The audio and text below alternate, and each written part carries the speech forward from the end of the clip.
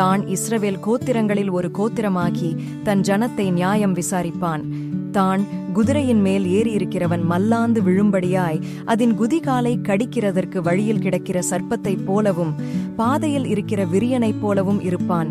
கர்த்தாவே, உம்முடைய இரட்சிப்புக்கு காத்திருக்கிறேன். காத் என்பவன் மேல் இராணுவ கூட்டம் பாய்ந்து விழும், அவனோ முடிவிலே அதின் மேல் பாய்ந்து விழுவான்.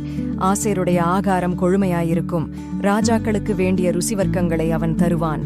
நப்தலி விடுதலை பெற்ற பெண்மான், இன்பமான வசனங்களை வசனிப்பான். யோசேப்பு கனிதரும் செடி, அவன் நீர் ஊற்றண்டையிலுள்ள கனிதரும் செடி, அதன் கொடிகள் சுவரின் மேல் படரும். வில்வீரர் அவனை மனமடிவாக்கி அவன் மேல் எய்து அவனை பகைத்தார்கள். ஆனாலும் அவனுடைய வில் உறுதியாய் நின்றது. அவன் புயங்கள் யாக்கோபுடைய வல்லவரின் கரங்களால் பலத்தன. இதனால் அவன் மேய்ப்பனும் இஸ்ரவேலின் கண்மலையுமானான். உன் தகப்பனுடைய தேவனாலே அப்படியாயிற்று, அவர் உனக்கு துணையாயிருப்பார்.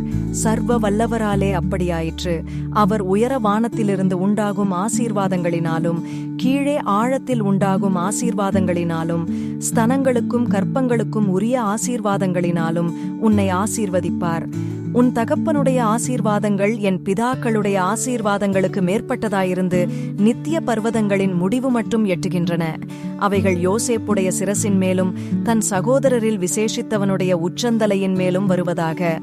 பென்யமீன் வீறுகிற ஓனாய் காலையில் தன் இரையை பட்சிப்பான், மாலையில் தான் கொள்ளையிட்டதை பங்கிடுவான் என்றான். இந்த வீடியோ உங்களுக்கு பிடித்திருந்தால் லைக் பண்ணுங்க, ஷேர் பண்ணுங்க, மறக்காம சப்ஸ்கிரைப் பண்ணுங்க. ஆண்டவர் உங்களை ஆசீர்வதிப்பாராக.